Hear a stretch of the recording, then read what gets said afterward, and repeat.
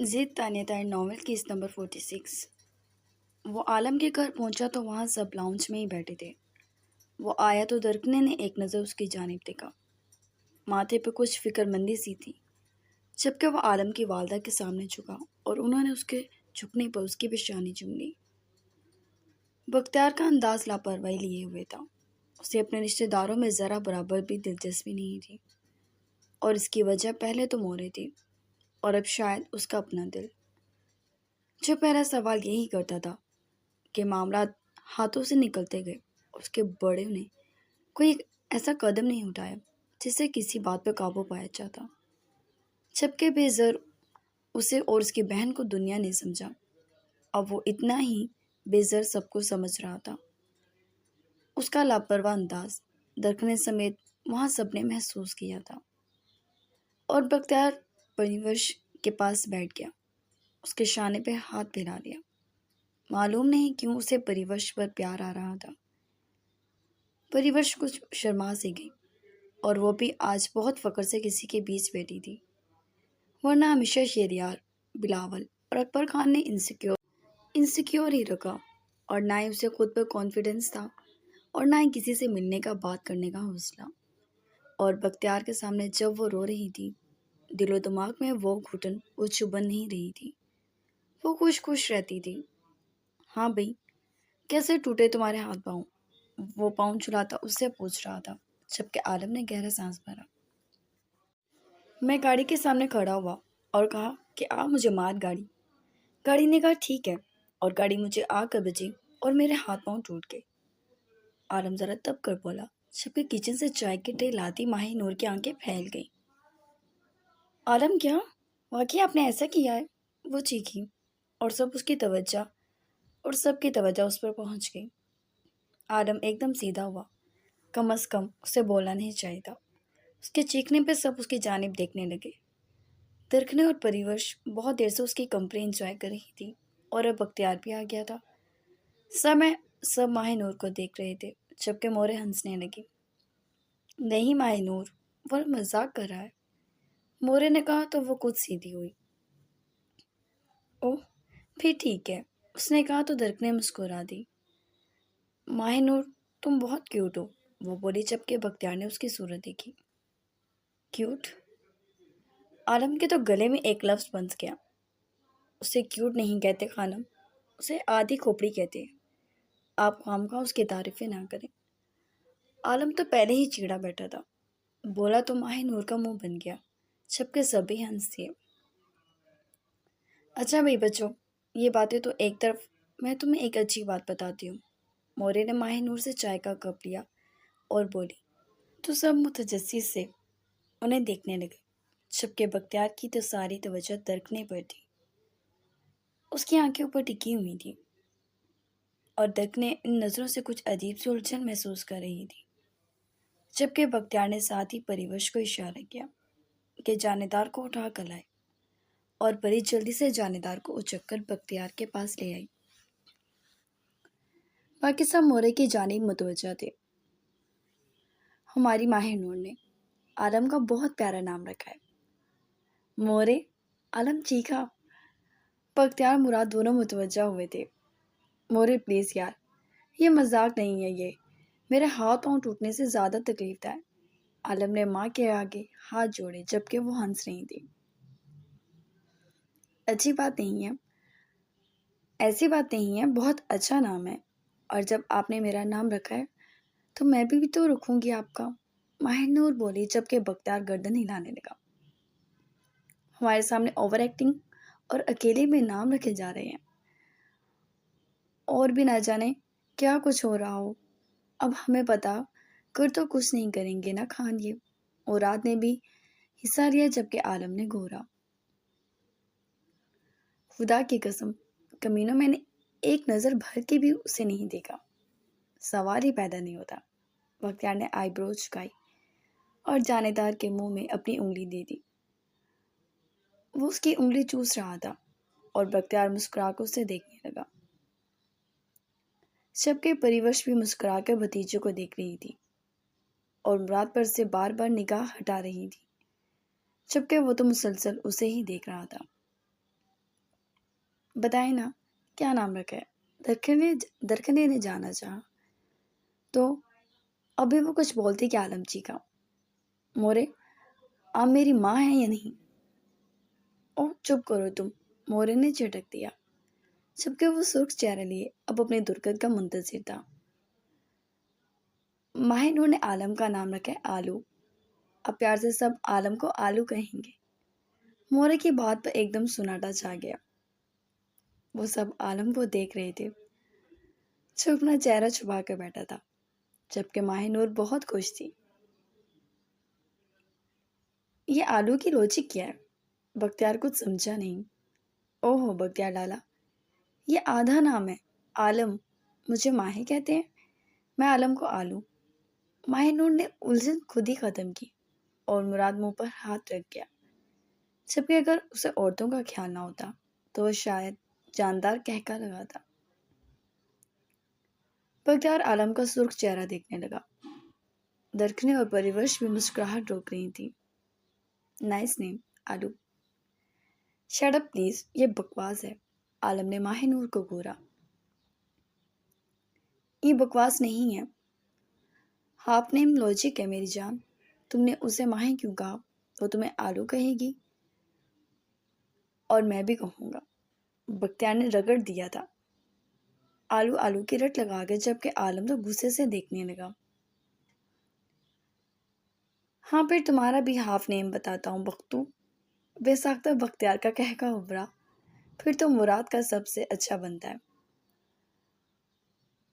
مردود، عالم اور بختیار یک زبان بولے اور لانچ میں دونوں کے کہکے کے ساتھ درکنے ماہ نور اور پریوش کے ہنسی بھی شامل ہوگی، جبکہ جانے دار ابھی باپ کی انگلی کے ساتھ کھیل رہا تھا اور میرے سب کو ہنستا مسکراتا دیکھ رہی تھی۔ اس حویلی نے عرصے بعد کہہ کے سنے تھے۔ مجھے کیوں بیچ میں رگڑ رہے ہیں؟ مراد بھڑکا۔ ہم تینوں میں چھوٹا کون ہے؟ عالم نے اسے سوال کیا۔ مراد گھورنے لگا۔ رگڑ بھی وہی کھائے گا، مراد مزے سے بولا۔ میں مراد ہی ٹھیک ہوں، مہربانی میرے نام کا آدھا نہ کرو، وہ چڑھ کر بولا، جبکہ سب اس کے چڑھنے پر ہنسنے لگے۔ وہ کچھ دیر اس کے بعد وہاں بیٹھے رہے، جبکہ تھوڑی بہت عالم کے ساتھ ایکسیڈنٹ پر سنجیدہ باتیں ہونے کے بعد بختیار اٹھ گیا۔ ٹھیک ہے آلو، چلتے ہیں، ٹھیک ہو جاؤ تو ڈیرے پہ آ جانا، وہ اس کے ٹوٹے ہوئے شانے پر ہاتھ مارتا بولا۔ حالانکہ ان سب کے لیے کھانا بن رہا تھا۔ درکنے اور پریوش ابھی نہیں جانا چاہتی تھی۔ ماہ نور بہت مزے مزے کی باتیں کرتی تھی، وہ اس کے ساتھ بیٹھنا چاہتی تھی، مگر وہ کھڑا ہو گیا اور اس کے اٹھتے ہی مراد بھی اٹھا۔ کھانا کھا لیتے، عالم جانتا تھا وہ نہیں کھائے گا، اس نے پھر بھی پوچھ لیا۔ بختیار ہنس دیا اور پھر سے اس کا شانہ تھپ تھپا کر وہاں سے نکل گیا۔ وہ سب سے پہلے نکلا تھا بنا کسی سے ملے۔ ابھی رک جاتے بیٹا، کھانا بن گیا تھا، مورے بختیار کو جاتے دیکھ بولی، جبکہ درکنے کو بہت شرمندگی ہو رہی تھی۔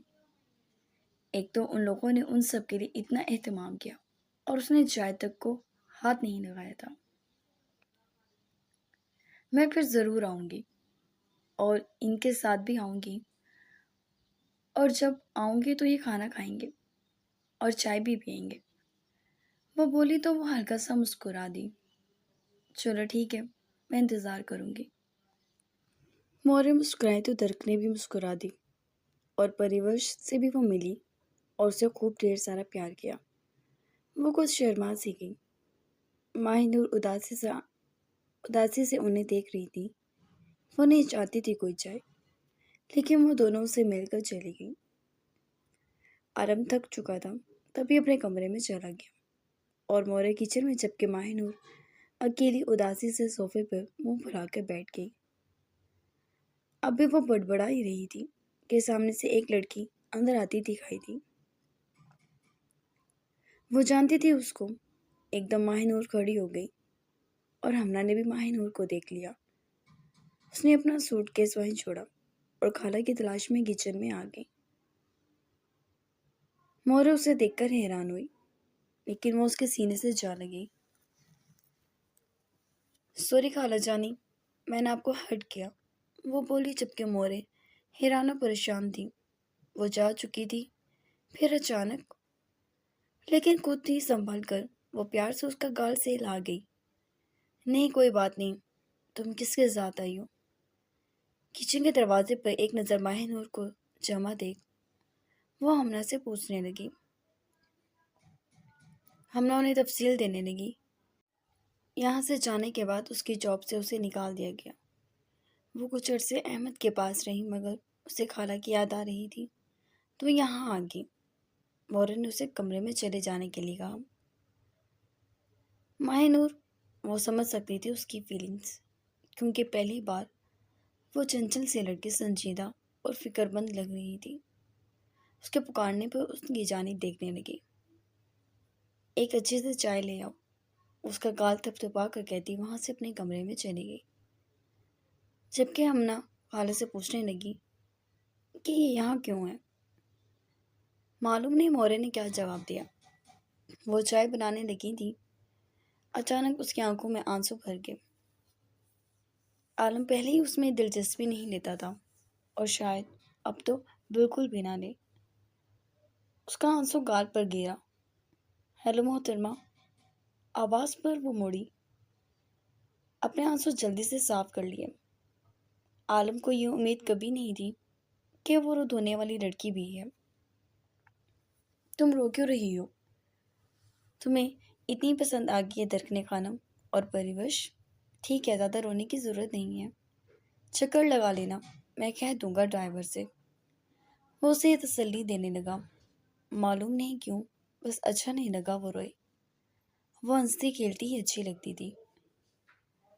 آپ کچھ لیں گے؟ اس نے جواب نہیں دیا، بس اتنا ہی پوچھا۔ ہاں، مجھے کافی چاہیے تھی۔ معلوم نہیں سارے ملازم کہاں مر گئے ہیں۔ وہ چڑچڑا سا بولا۔ ٹھیک ہے، میں دیتی ہوں۔ تم اتنی سنجیدہ، وہ بات مکمل کرتا کہ احساس ہوا مورے کے کمرے میں کوئی ہے۔ وہ اسے آگے کچھ بولے بنا ہی مورے کے کمرے میں چلا گیا اور وہاں ہمنا کو دیکھ کے اسے سارا ماجرا سمجھ آ گیا۔ ماہ نور کے رونے کی وجہ اور مورے کی پریشانی اب اون پہاڑ کے نیچے آ چکا تھا۔ وہ مسکرا دیا جان بوجھ کر۔ Oh Humna, how are you dear cousin? بڑی خوش اخلاقی سے وہ بولا تھا۔ ہمنا مسکرا دی۔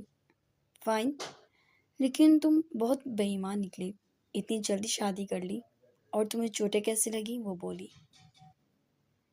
یہ تو بس ویسے ہی، اور بات رہی شادی کی تو ہوئی نہ ہوئی برابر ہی ہے۔ تم بتاؤ کس کے ساتھ آئی ہو؟ عالم نے ماہ نور کو اندر آتے دیکھ کر کہا اور فل اگنور کر کے وہ ہمنا سے بولا۔ مورے ذرا غصے سے عالم کو دیکھنے لگی، جس سے فرق کوئی نہیں پڑ رہا تھا۔ ماہ نور نے دونوں کو سرو کیا اور باہر جانے لگی۔ رک جاؤ ماہ نور، بیٹھو ادھر۔ مورے نے اسے پاس ہی بٹھا لیا۔ شاید وہ انکمفرٹیبل ہو، آپ جانے دیں اسے۔ ہمنا آنکھیں گھما کر بولی۔ عالم البتہ اس کے تاثرات دیکھ کر مگ اٹھاتا سکون سے کافی کے گھونٹ بھر رہا تھا۔ میں احمد کے ساتھ آئی ہوں، وہ آیا ہے۔ وہ تم جانتے تو ہو، کھیت ہریالی اور خوبصورتی جہاں دکھتی ہے وہیں کھڑا ہو جاتا ہے۔ تو بھائی تمہارے گاؤں کی سنیپس لے رہا ہے، وہ مسکرا کر بولی جبکہ عالم نے سر ہلایا۔ ماہ نور چپ بیٹھی تھی۔ بہت ہی خوبصورت گاؤں ہے، بہت خوبصورت، احمد کہتا ہوا اندر داخل ہوا۔ ہمنا اور احمد دونوں ٹوئنس سے والدین کی وفات ابھی کچھ عرصے پہلے ہی ہوئی تھی۔ دونوں ہی جاب کرتے تھے شہر میں، اور احمد نے شاید ہمنا کی وجہ سے چھٹیاں لی تھی، تبھی وہ آیا تھا، ورنہ بہت کم ہی وہ یہاں آتا تھا۔ مورے احمد کو دیکھ کر مسکرائی اور عالم بھی اسے اٹھ کر ملا۔ کافی خوش اخلاق سا لڑکا تھا۔ عالم اور وہ بغل گئے ہوئے۔ نو نو، تمہارا ایکسیڈنٹ کیسے ہوا یار؟ احمد پریشانی سے پوچھنے لگا اور عالم نے سرسری سا بتا دیا۔ وہ مورے سے ملا اور اس کے بعد ماہ نور کو دیکھنے لگا۔ واؤ، ہو از شی؟ وہ کیمرے میں ماہ نور کی ایک دم تصویر کلک کرتا بولا، جبکہ یہاں عالم کے سنجیدہ ہوتے تاثرات شاید احمد کی وجہ سے کوئی نہیں دیکھ سکا تھا۔ What is your name pretty girl? وہ فرینک سا ہوتا ماہی نور سے پوچھنے لگا۔ ماہی نور آہستگی سے بولی، wow you have such a fascinating voice and damn, oh my god, I mean Alam, تمہارے گاؤں میں خوبصورتی دوسرے کو دنگ کر دیتی ہے۔ You have such a gorgeous lady, I really admire your beauty. Ahmed بولتا ہی جا رہا تھا۔ ماہی نور نے ایک نظر عالم کو دیکھا اور ہلکا سا مسکرا دی۔ فوراً نگاہ گھما لی تھی۔ تھینکس اے لاٹ، اس نے بڑی ہی سہولت سے جواب دیا تھا، اور مورے اور عالم حیرانگی سے اسے دیکھنے لگی۔ Can I take your more pictures? Ahmad نے پوچھا، اور سے پہلے ماہی نور اسی طرح جس طرح عالم اسے جلا رہا تھا ہاں کرتی۔ اس سے پہلے ہی عالم کی بلند آواز پر احمد رک گیا۔ شی از مائی وائف۔ احمد، تمہاری بھابھی ہے آئی تھنک۔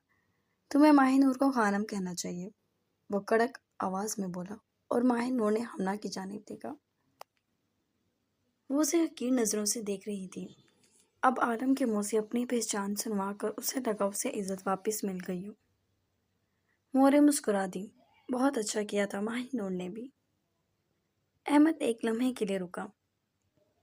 آپ کا نام ماہی نور ہے؟ احمد حیران ہوا۔ جی، وہ مسکرا دی۔ واقعی آپ ماہی نور لگتی ہیں۔ ایسا ہو کہ میں آپ کو ماہی کہوں، شاید آپ مائنڈ نہیں کریں گی۔ احمد نے کہا۔ عالم مٹھیاں بھیج گیا۔ ہمنا کو بھی غصہ آ رہا تھا، اس کا بھائی کیوں پاگل ہو رہا تھا۔ ٹھیک ہے، مان لیا وہ خوبصورت تھی، مگر اب اتنی بھی نہیں کہ وہ پاگلوں والی حرکتیں کرتا۔ نہیں، یہ بات مجھے اچھی نہیں لگے گی، عالم پھر سے بیچ میں بولا۔ ٹیک اٹ ایزی، میں تمہاری بیوی کو بہکا کر نہیں لے جا رہا۔ احمد کھول کر ہنسا۔ تم ایسا کر بھی نہیں سکتے۔ ماہی نور، میری بات سنو۔ وہ جلدے قدموں سے اٹھا اور پورے حق سے اسے کہتا وہ وہاں سے باہر نکل گیا۔ عالم، ہمنا نے اپنی موجودگی کا احساس دلانا چاہا، جسے وہ بالکل اگنور کر کے جا چکا تھا۔ جاؤ بیٹا، بات سنو، مورے نے مسکرا کر کہا تو وہ اپنی جگہ سے اٹھ گئی۔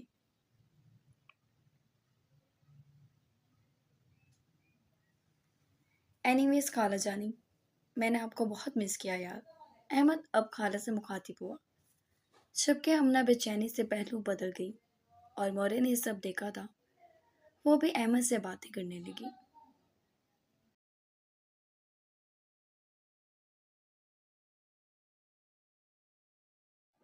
وہ باہر آئی تو عالم کو اپنے کمرے میں جاتا دیکھ وہ پیچھے پیچھے ہو لی، اور جیسے ہی وہ کمرے میں داخل ہوئی، عالم نے اس کا بازو اپنی آہنی گرفت میں جگڑ لیا۔ What the hell is going on؟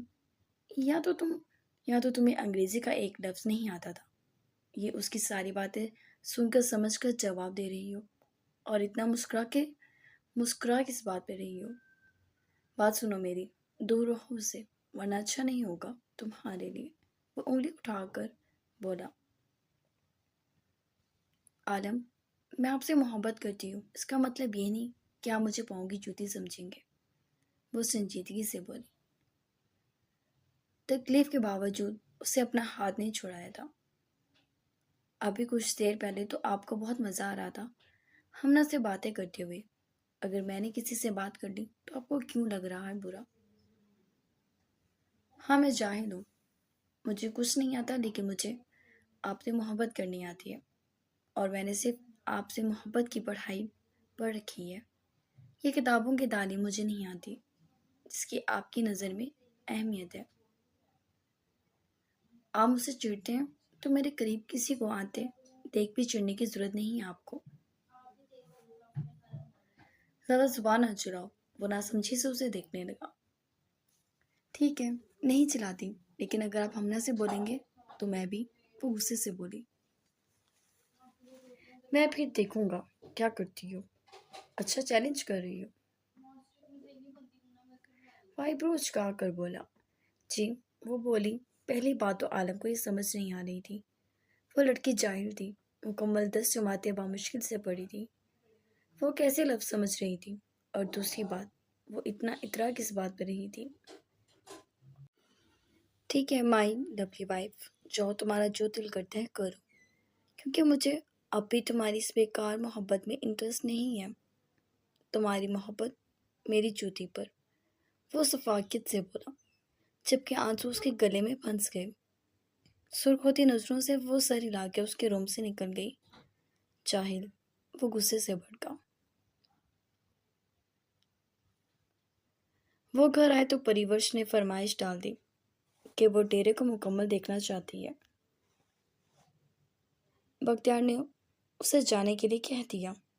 پہلے تو اسے یقین نہیں آیا، اور اس کے بعد وہ خوشی سے پھولے نہ سمائی۔ اسے کبھی حویلی سے باہر جانے کی اجازت نہیں تھی، اور بختیار اسے دے رہا تھا۔ یہ بات خوشی کی تھی۔ وہ درکھنے کو بھی زبردستی لے گئی، جبکہ جانے دار بھی اس کے ساتھ تھا۔ مراد بختیار کے پاس آ گیا۔ خان، اگر شیئر کر لیں گے تو معاملہ دل اور دماغ پر سوار نہیں ہوگا۔ مراد بولا۔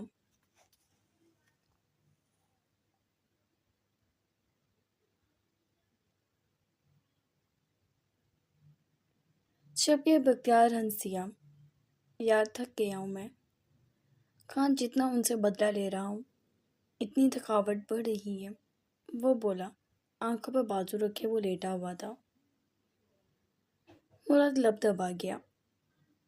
اگر آپ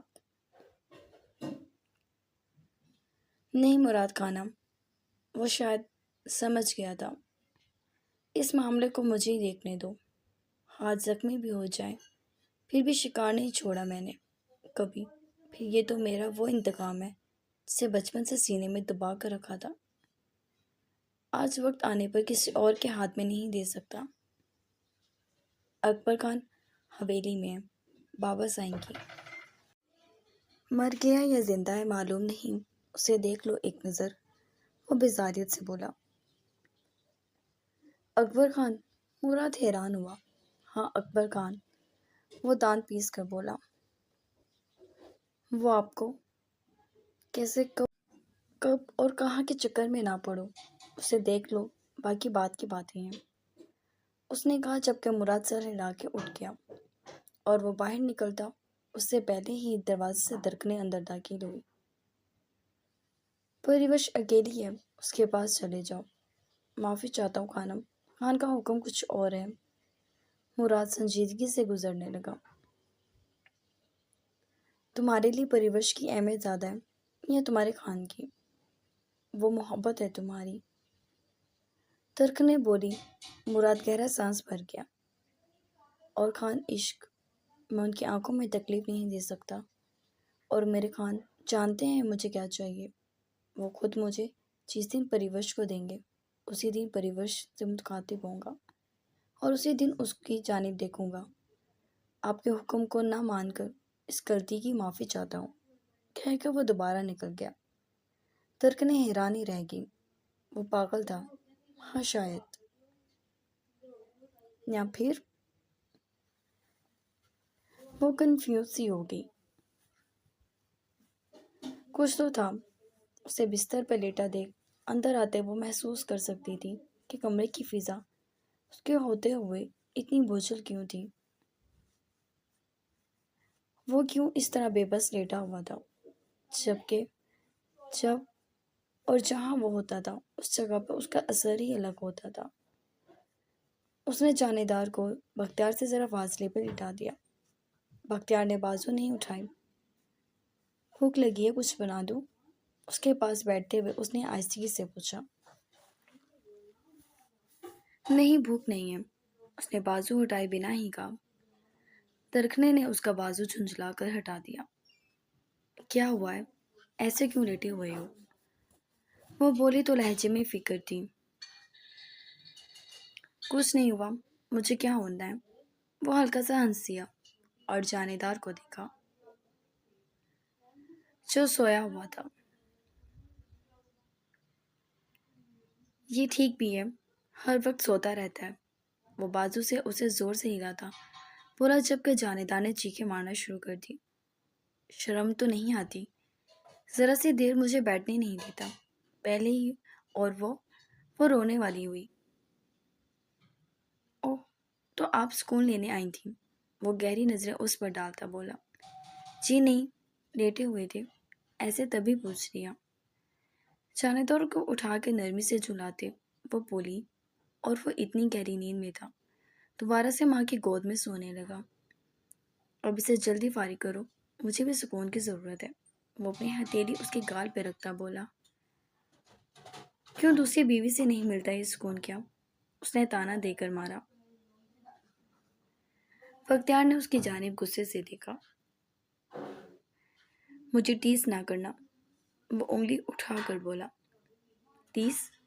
میں ٹیس نہیں کر رہی، سچ بتا رہی ہوں۔ جائیں اپنی دوسری بیوی کے پاس اور سکون تلاش کریں اپنا۔ وہ اس کے پاس سے اٹھنے لگی۔ بختیار لب دبائے اسے دیکھتا رہا۔ میں نے تمہیں بتایا ہے کہ وہ میری بیوی نہیں ہے، اور یہ بات جس انداز میں اس نے کہی درکنے کا دل سہم میں گیا، کیونکہ سائڈ لیمپ اٹھا کر اس نے زمین پہ پھینکا تھا۔ تمہارے بھیجے میں میری بات نہیں گزری، ایک ہی بات بار بار کر رہی ہو، بار بار۔ اسے میرے ساتھ جوڑ کے مجھے اریٹیٹ کرنا بند کرو۔ وہ بے ساختہ غصے سے ڈانٹا، اس کی سانسیں روک گیا۔ وہ میری بیوی نہیں ہے، نہ ہی میرا اس کے علاوہ کوئی بچہ ہے۔ اس نیچ کے قریب جانے سے پہلے 100 بار مار نہ دوں خود کو۔ مورن نے اسے میری شادی زبردستی کرائی تھی، اور خدا گواہ ہے میں نے اس کی جانب ایک نگاہ بھر کر نہیں دیکھا آج تک، کیونکہ 10 دن وہ تمہارے بھائی کے ساتھ گزار کر آئی تھی۔ وہ ایک استعمال شدہ عورت تھی، اور میں صرف اور صرف تمہارے عشق میں پاگل۔ اسے طلاق میں دے چکا ہوں، اور اس کا بچہ۔ وہ رک گیا۔ گلاب خان کا ہے، میرا نہیں۔ اگر اب بھی تمہیں یقین نہیں آتا تو ٹھیک ہے، پھر میرے بیٹے کو چھوڑو یہاں اور جاؤ یہاں سے، شفقت سے کہتا وہ اس کی آنسوں سے تر آنکھوں میں دیکھنے لگا۔ درکھنے کی نظریں جھک گئیں۔ You don't even trust me. How can you love me? وہ اسے دور تک کھیلتا وہاں سے چلا گیا، جبکہ درکھنے شاید شرمندگی میں ڈوبی کھڑی رہ گئی۔